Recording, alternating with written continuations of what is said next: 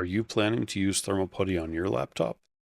Hey everyone, this is Snark with Snark's Domain, and today we're going to discuss how to apply thermal putty as well as phase change material to your laptop in the hopes that it helps you get good results. To start things off, it's important to know that different laptops have different sized gaps. Laptops like my Aorus 15 PYD from Gigabyte has very large gaps, so I can use any thermal putty and it works out pretty good for me. Like even if I have a bunch of excess sometimes. There's just more space for it to squish out to. It's more forgiving. On the other hand, my Asus TUF A16 laptop, which I bought for this video, has really thin gaps.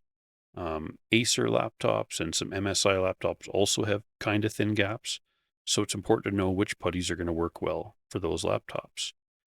To help you guys figure that out, I've made this chart and basically added a caliper measurement where I took a little bit of each thermal putty, put it on my digital calipers, and saw how thin I could make it.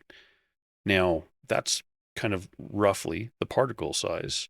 That doesn't mean you're going to be able to get the thermal putty squished down that far unless you apply significant pressure, right? As you add more putty and have like a larger surface area covered, it's going to take more force. So to help figure that out, I've got the right-hand column, which is called Snark's minimum gap recommendation. It's basically 3 times the caliper measurement. For now, this is my recommendation. I might change this in the future. You might be able to get some of these putties thinner than this measurement or this recommendation, but this is my rough guide saying, hey, I think you're going to have a relatively easy time of getting success of compressing the putty down that far. Now, you could still use way too much and run into issues that way. But we're going to get into a method of avoiding using too much. So here we'll get into a video. We'll start things off by removing the bottom cover. You're going to want to use a quality precision screwdriver set. You don't want to strip screws, especially once we get to the cooler. Those are the most important ones. Then we're going to pry the bottom cover off carefully. And we're going to disconnect the battery. You don't want the battery connected while you're working on the laptop and applying putty. Just pop that into place. We'll flip it around. And we're going to remove that warranty sticker because, yeah, that's going to get in the way of us removing the cooler. I tried to be delicate at first, but then it ripped. So I just kind of got the rest off and cleaned it up. And yeah, that sticker's not going back on. That's okay. I wasn't too worried about the warranty, I guess. Then we're going to do the star pattern and remove all the heatsink screws. There's 8 of them on this one. The fans are actually separate, which is nice. We're going to just delicately pry little by little. I'm not going to like force it. I actually found that near the back vents where I could get a bit more leverage. So we'll pop that off carefully. Watch those cables. You don't want to rip those off either. And here we can see the factory thermal putty. It's really thin, really liquidy. I think it's made by Denka. Also, this laptop uses some form of phase change material, so there's no paste on this, on the core or the CPU. But yeah, this putty is very thin, and there's not much on there. So you can't really get away with using the thicker putties. I mean, you might be able to get it to work, but I think it would be very difficult to have to achieve success. So you can see the phase change, the excess squishes to the outside. That's fairly typical. That's what we want to see. So I'm just trying to salvage this thermal putty. I don't know, maybe if I take a few more laptops that are Asus apart, I might be able to save enough to throw it on the test card. But luckily I do have before tests with this stuff. Then we're going to clean the laptop up. I use 99% isopropyl alcohol and Q-tips. And then we're going to be applying some Halnziye HY256, which is the green variant of 206. We're just going to roll little logs of putty. We're going to use a paste spreader to kind of chop it to length. It helps you to like manipulate it. It does want to stick to the gloves sometimes, so you just got to use some tools to make it not do that. Now I'm making these logs quite thin, and that's because this laptop has fairly thin gaps. I'm also not packing it between the coils because in this laptop, I just want it to be more forgiving with compressing the putty. If I had a really large gap, maybe I would pack the coils. It's just really up to personal preference whether you want to do that or not. And I'm dabbing a little bit of putty on there on the VRAM. That helps the putty stick. I guess I could have done that with the coils too. Now, those two balls on the right, 2 VRAM, you can see the one's really large and the bottom one's really small. That's on purpose. I'm basically doing that to show what too much putty looks like and what too little looks like. And yeah. And this is to, I'll be doing a fit test basically, and then taking it back apart. Now I'm doing something a little bit different up at the top right with that log of putty. I'm basically planning on once I put the cooler on, I'll be able to chop off the excess because that part of the heatsink's fairly exposed. We're going to use some Duraknot today. It's my first time using Duraknot. I guess I'm not really thermal testing it today, but I'm actually using this for the squish test. I'm putting a really tiny dot. Now, why am I using an expensive paste like this for a test fit? And that's because this stuff gets really thin. So it'll give me like the best case scenario for how close the heatsink can get to the CPU and GPU. But yeah, here you can see the logs of putty I've applied. And the little dot of paste. That's a big ball of putty. All right, so we're going to take the cooler and basically put it in the same way we took it out, being really careful with that cable. And then I'm going to do the star pattern. Tighten all the screws. Now I'm pressing down manually.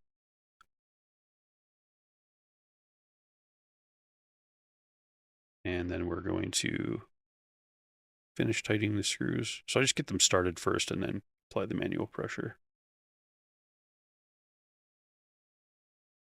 And then I'm just going to trim off the excess putty with a little paste spreader. And I also trimmed around that top right corner of putty.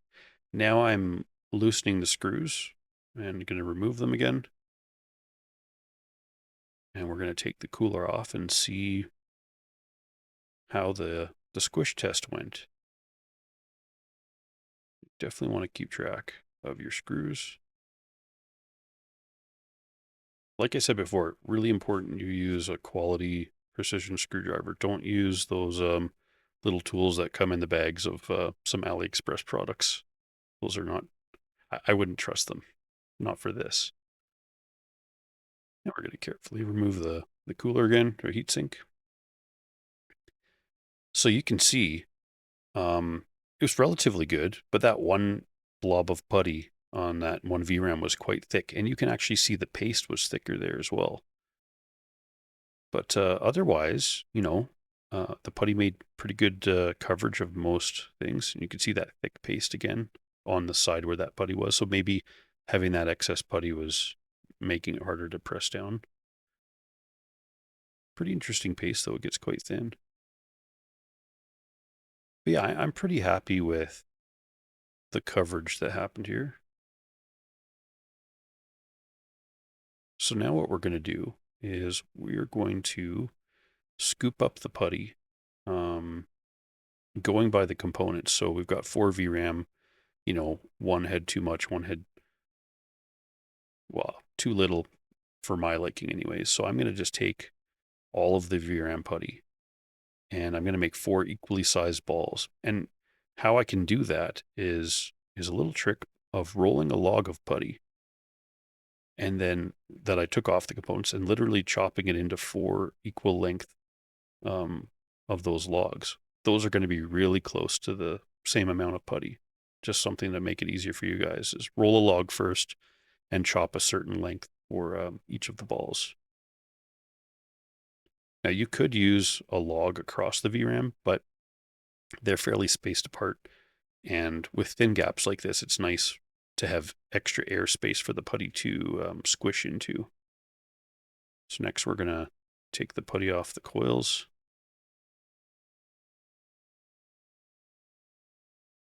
Get the little bits in between there. And then I'm just going to roll that same amount back into a log.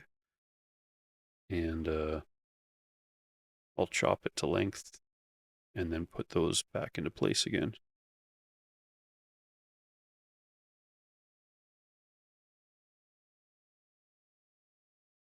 Yeah. It's not too bad to work with once you get used to it.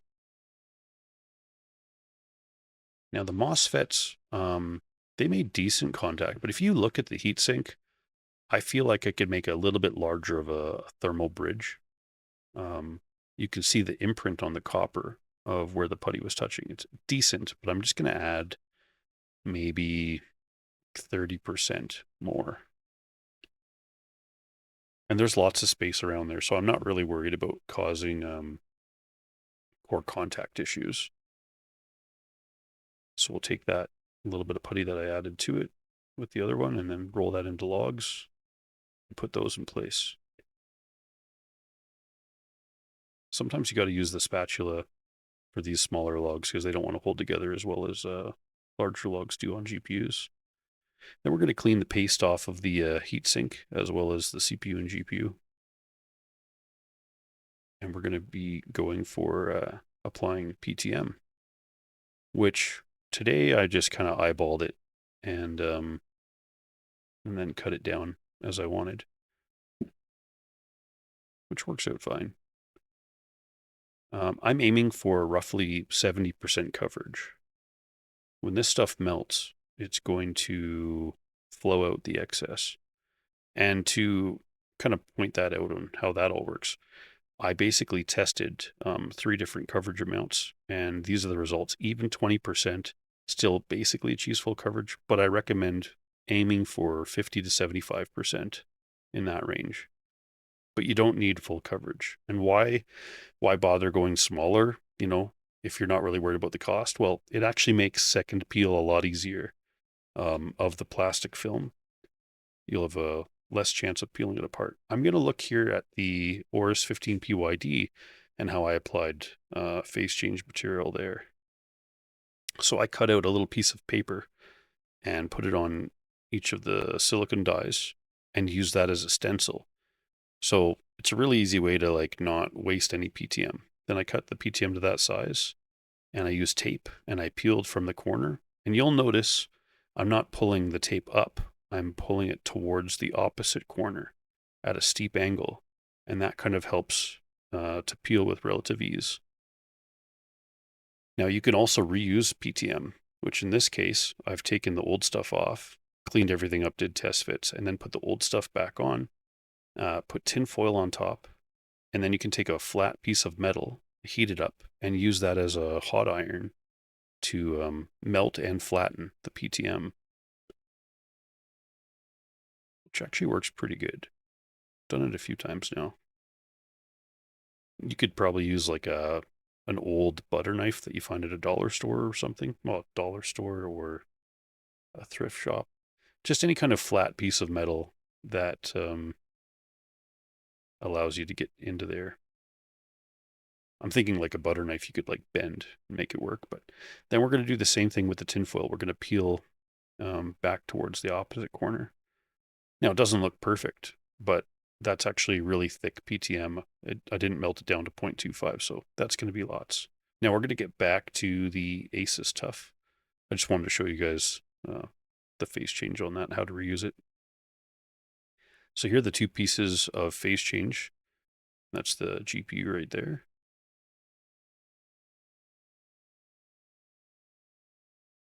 And we're basically going to use 2 pieces of tape, one on either side.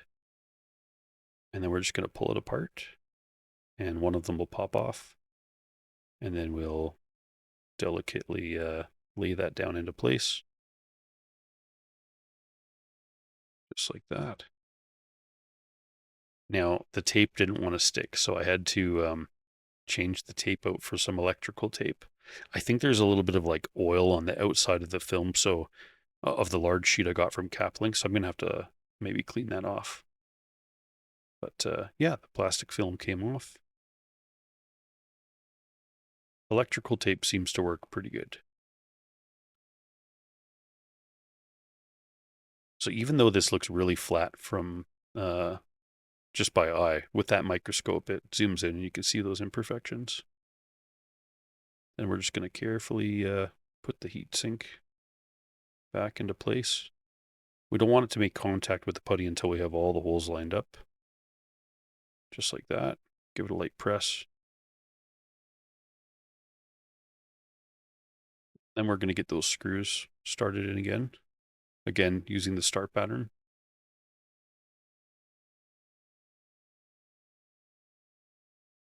I didn't bother cleaning the fans this time because this laptop's brand new. And yeah, they're still fairly clean. So I'm just going to press down again. Trim that excess putty. Sometimes you trim it, and sometimes you can just like, if you feel like you can pack it back into the gap if there's any space for it. Sometimes it can be tricky, so you got to use two hands. And then you want to pay careful attention to the like the fan cables or any other cables or monitor cables that are there. Just get them back into place and look kind of secure. Now I'm going to be applying or adding a copper heat spreader to the NVMe drive. I noticed that just during Furmark tests, the NVMe drive was getting up to like 95 degrees Celsius, even though it wasn't like a write intensive thing. I didn't think so. So I'm using Upsiren UTP-8 with the NVMe, and yeah, I'm basically getting full coverage there. And then we're just going to trim off the excess, clean it up a little bit. I wanted to use a thicker putty for this application because the NVMe was wanting to like sit fairly far into the heat spreader, and I felt like it was going to get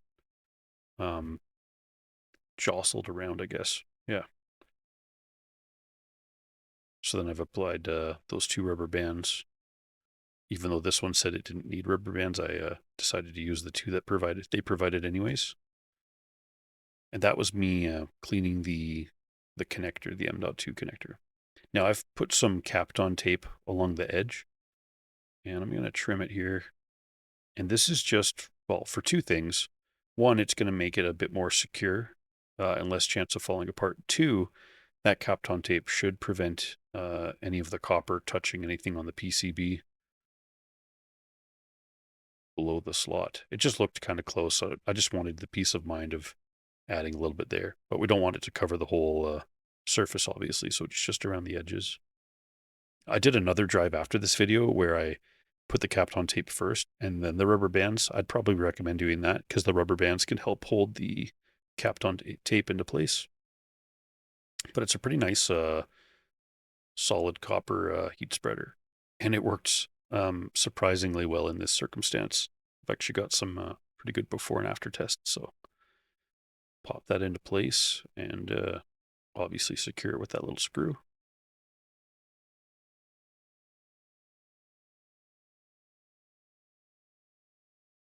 Yeah, we're just gonna clean it up a little with some isopropyl, make it shiny.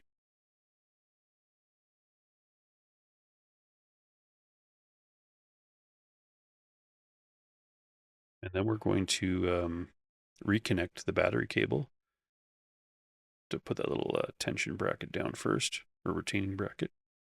Now, it's not fully seated, but I'm going to use a plastic paste spreader at the back of it to press down and then push that little clasp into place. Put the back cover on, kind of press it down.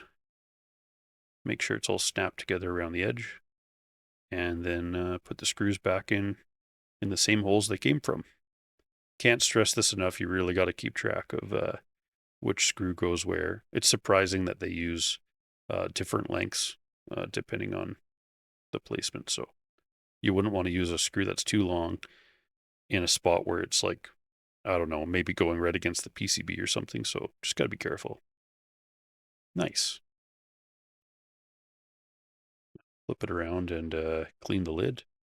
Probably could have done a better job, but yeah, it'll be okay. So that gets us to the before and after stuff here. So I basically, well, to start things off, I was logging ambient temperatures using an Aqua Computer Farbwork, and I was using 2 temperature sensors.